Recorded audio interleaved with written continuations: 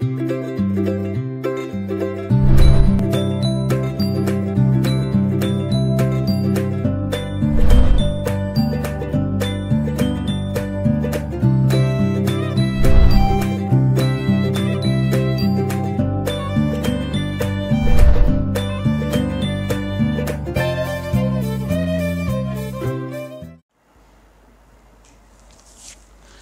विद्यार्थी मित्रों, केम छो बेटा? तो विद्यार्थी मित्रों, आज आपणे खूब ज सरस मजाना एवा टॉपिकनी चर्चा करवा जई रह्या छीए, बरोबर।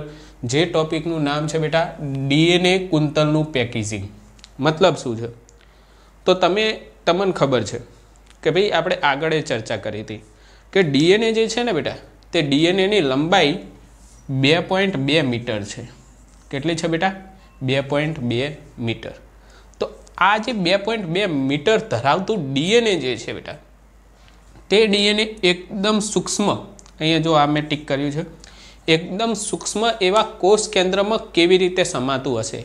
आ आपणा प्रश्न छे के साहेब डीएनए 2.2 मीटर लांबू छे, बरोबर।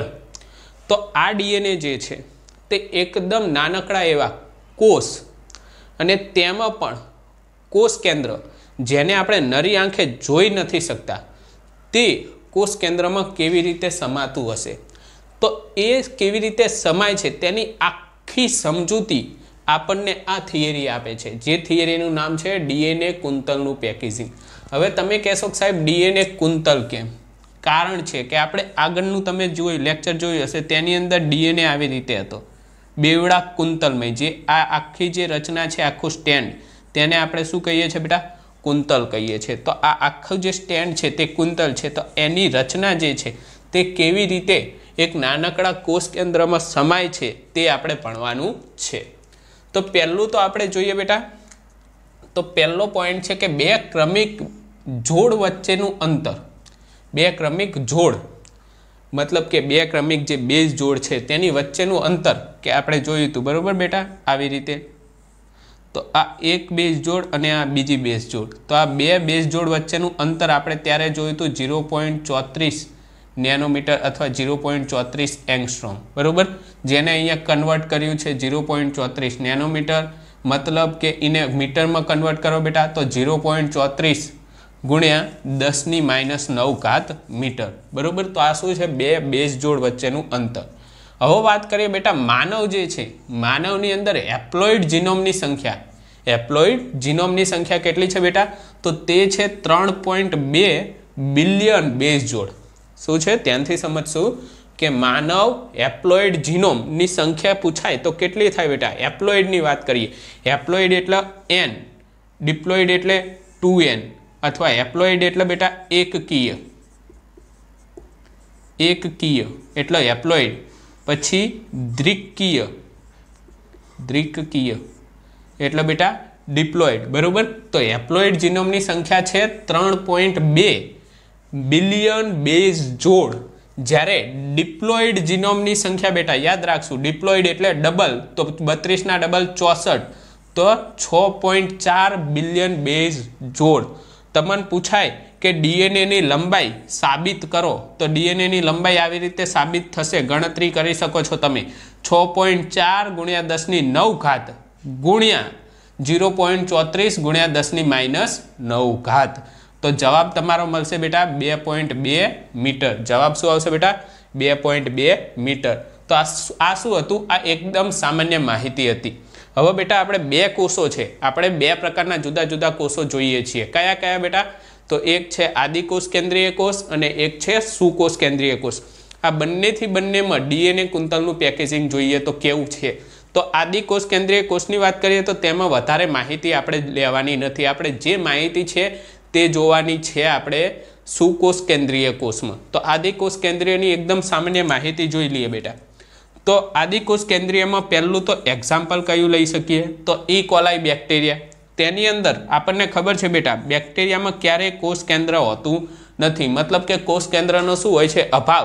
कोष केंद्रनो मतलब कोष केंद्रनो अभाव, एनो मतलब बेटा शुं?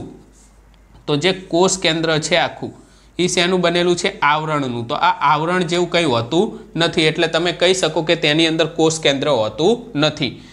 तो एनी अंदर डीएनए केवुं होय छे तो आपने खबर छे बेटा, आपणे मानी लो कि आ चलो कोई बेक्टेरिया छे बरोबर, आ बेक्टेरियानी अंदर डीएनए आवी रीते शुं होय छे पथरायेलुं होय छे।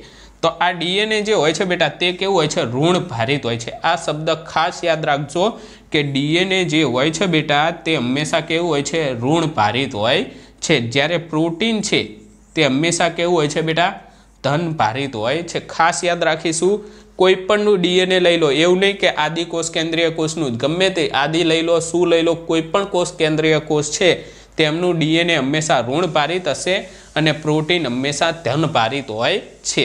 अने अहींया जे आदि कोष केंद्रीय कोष छे तेना डीएनए ने शुं नाम आप्युं छे बेटा, तो तेना डीएनए ने नाम अपाय न्यूक्लियोइड नाम अपाय छे। शुं नाम अपाय छे बेटा, न्यूक्लियोइड। फरीथी एक वखत रिवाइड करीए तो बे क्रमिक बेज जोड़ वच्चेनुं अंतर 0.34 नेनोमीटर अथवा 0.34 × 10⁻⁹ मीटर। मानव हेप्लोइड जीनोमनी बात करिए बेटा तो 3.2 बिलियन बेज जोड़। मानव डिप्लोइड जीनोमनी बात करिए बेटा तो 6.4 बिलियन बेज जोड़ धरावे छे बरोबर। डीएनए नी लंबाई तो आ गणतरीना आधारे आवशे, अथवा तमे डायरेक्ट विचारी शकशो डीएनए नी लंबाई पूछाय बेटा तो 2.2 मीटर। याद राखशो डीएनए नी लंबाई केटली लईशुं बेटा 2.2 मीटर बरोबर। आदि कोष केंद्रीय की बात करिए तो एकदम ओछू है। आदि कोष केंद्रीय अंदर एक्जाम्पल लईशुं इक्वलाई, जेमां कोष केंद्रनो शुं होय छे बेटा अभाव होय छे, के जेमां डीएनए छे ते ऋण भारित होय छे, प्रोटीन छे ते धन भारित होय छे।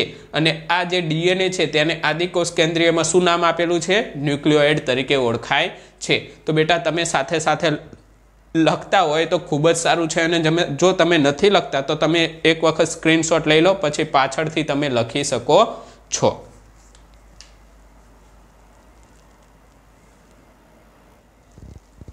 तो बेटा तमे स्क्रीनशॉट लई लीधो। तो हवे आगळ वात करिए, आपणे आदि कोष केंद्रीय जोई लीधुं। हवे बेटा वात करिए सुकोष केंद्रीय, जे मोस्ट इम्पोर्टન્ટ छे। तमने पूछाय के सुकोष केंद्रीय कोषमां डीएनए कुंतलनुं पेकेजिंग समजावो। आवो 3 मार्क्सनो प्रश्न पूछाई शके छे बरोबर बेटा। हवे तमे मानी लो के आ जे प्रश्न छे ते एकदम इजी छे, पण एना माटे तमारुं फोकस थोड़ुंक वधारे जोईशे। अने तमारे एक वस्तु विचारवानुं के जे अहींया समजावुं छुं ते तमारे स्वीकारी लेवुं पड़शे, कारण के जो बेटा तमे विचारशो के आवुं केम आम केम तो पछी तमारे बहु कन्फ्यूजन ऊभी थशे अने तमने ए प्रश्न थोड़ोक हार्ड पड़शे। एटला माटे तमारे खास ध्यानथी समजवानुं के जे अहींया हुं समजावुं तेने तमारे मान्य गणवानुं छे। तो अहींया ध्यानथी समजशो बेटा के सुकोष केंद्रीय कोषनी हुं वात करूं छुं तो तेनी अंदर जे प्रोटीन्स छे ते केवा छे बेटा धन भारित छे। प्रोटीन्स हमेशा आपणे हमणां ज जोयुं हतुं आदि कोष केंद्रीय में के डीएनए जे हतुं ए ऋण भारित हतुं अने प्रोटीन्स छे जे धन भारित हतुं। हवे अहींया तमने धन भारित केम होय छे तेनुं हुं रीजन आपूं, कारण के एमिनो एसिड पर आधारित छे। प्रोटीन जे छे तेनो धन भार छे ते कोना उपर डिपेन्ड छे बेटा एमिनो एसिड पर। अने एमिनो एसिड में खास करीने कया एमिनो एसिड, तो आ मोस्ट इम्पोर्टન્ટ पॉइंट छे, आईएमपी पॉइंट कही शकीए बरोबर बेटा। याद राखीशुं के एमिनो एसिड एमां कया एमिनो एसिड बेटा तो लाइसिन अने आर्जिनिन। आर्या एमिनो एसिडनुं प्रमाण खूब ज वधारे होय छे, जेना कारणे प्रोटीन जे छे ते धन भार धरावे छे। अने आपणे अहींया सुकोष केंद्रीय कोष जे छे बेटा, कयो कोष सुकोष केंद्रीय कोष, तेनी अंदर प्रोटीन माटे एक शब्द वापरवानो छे जेनुं नाम छे बेटा हिस्टोन। खास याद राखीशुं के सुकोष केंद्रीय कोष छे तेनी अंदर प्रोटीन्स छे तेना माटे आपणे एक शब्द वापरवानो छे हिस्टोन बरोबर। तो अहींया हिस्टोन जे छे मतलब के प्रोटीन तेना 8 अणुओ भेगा थाय बेटा। हिस्टोनना केटला अणुओ भेगा थाय 8 अणुओ, तो तेने एक नवुं नाम आपेलुं छे हिस्टोन ऑक्टोमर। त्यांथी समजशो के प्रोटीन्स छे तेने शुं कहेवाय छे हिस्टोन। आवा 8 हिस्टोन अणुओ भेगा थाय, केटला बेटा 8 हिस्टोन अणुओ भेगा थाय तो तेने शुं नाम आपेलुं छे हिस्टोन ऑक्टोमर। हवे हिस्टोन ऑक्टोमरनी अंदर जे 8 अणुओ छे तेमना नाम जोईए तो H2A नाम आपेलू है, H2B नाम आपेलू है, H4 અને H3 मतलब के 2 अणु है ते कया छे H2A, 2 अणु है ते H2B, 2 अणु है H4 અને 2 अणु है H3। तो गणो 4 2 8 तो हिस्टोन ऑक्टोमर बने छे। अने केवी रीते गोठवायेला होय छे तो अहींया ध्यानथी समजावुं छुं बेटा केवी रीते गोठवायेला होय छे। तो समझो के अहींया छे आवी रीते 4, अहींया ध्यान आपशो बेटा के आ 4 अणुओ तमने देखाशे कम्प्लीट आगळनी तरफ तमने आ 4 अणुओ देखाय छे।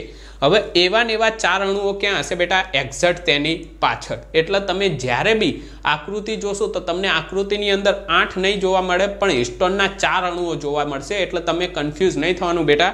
4 અણુઓ જે આગળ છે તેવા 4 અણુઓ ક્યાં હોય છે બેટા? પાછળ હોય છે. એટલે તેમની જે ગોઠવણી છે તે 8 અણુઓની હોય છે. હવે તમે સમજો બેટા, હવે ડીએનએ જે છે તે કેવી રીતે ગોઠવાય છે તો ત્યાંથી સમજશું. માની લો, અહીંયા ધ્યાન આપશું બેટા, માની લો કે આ કોઈ ડીએનએ છે, બરોબર? આ શું છે બેટા? કોઈ ડીએનએ છે.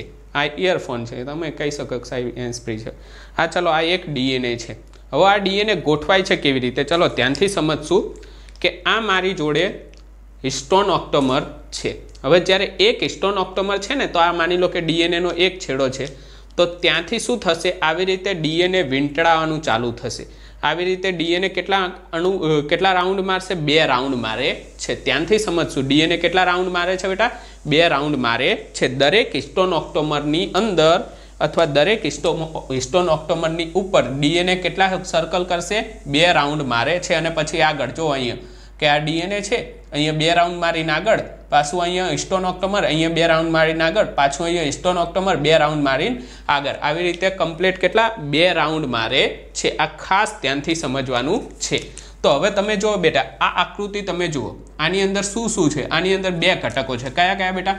તો એક ઘટક છે ડીએનએ અને બીજો ઘટક છે હિસ્ટોન ઓક્ટોમર. કયા ઘટકો છે બેટા? એક ઘટક આ જો, આ જે આ દોર્યું છે તે ડીએનએ છે, અને H2A, H2B, H4 ને H3 એ શું છે બેટા? હિસ્ટોન ઓક્ટોમર. તો જ્યારે આવા 2 ઘટકો ભેગા થાય છે ત્યારે જે રચના બને તેને બેટા કઈ રચના કહેવાય છે? ન્યુક્લિયોઝોમ. કઈ રચના કહીશું બેટા? ન્યુક્લિયોઝોમ.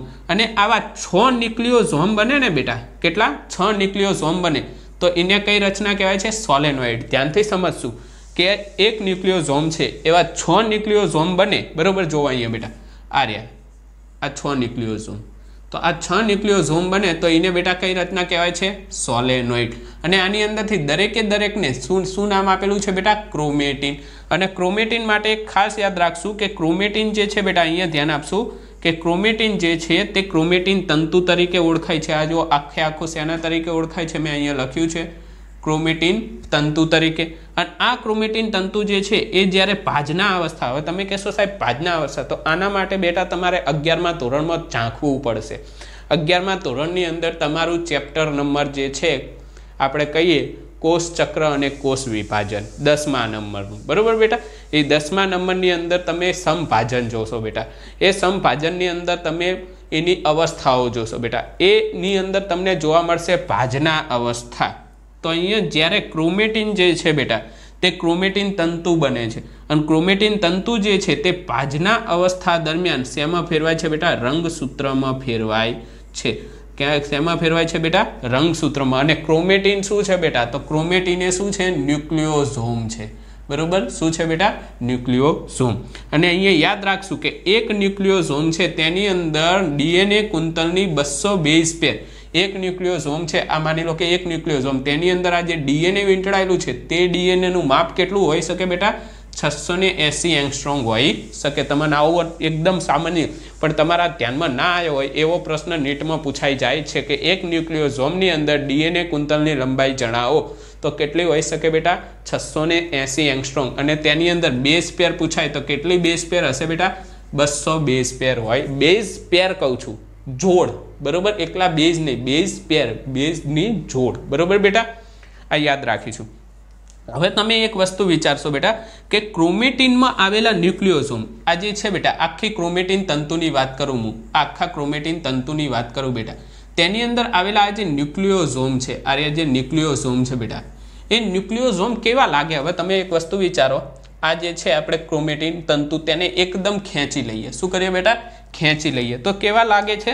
તો બીટ્સ ઓન સ્ટ્રિંગ, મતલબ કે દોરીમાં પરોવેલા મણકા જેવા. આ એક વખત એમ્સમાં પૂછાઈ ચૂકેલો પ્રશ્ન છે, બરોબર? કે ક્રોમેટિનમાં આવેલા ન્યુક્લિયોઝોમ એ કેવા દેખાય છે? તો બીટ્સ ઓન સ્ટ્રિંગ, મતલબ કે દોરીમાં પરોવેલા મણકા જેવી રચના દેખાય છે.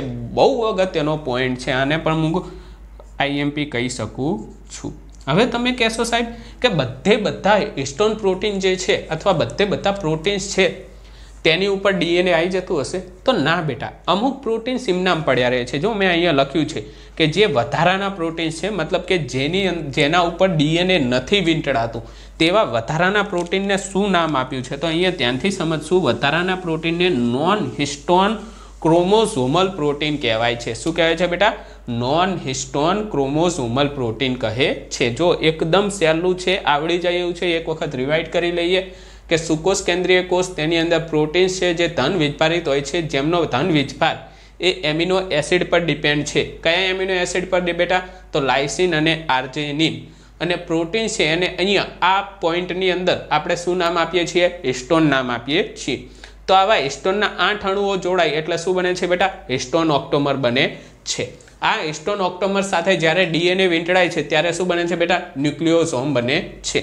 આવા 6 ન્યુક્લિયોઝોમ જોડાય એટલે શું બને છે બેટા? સોલેનોઇડ.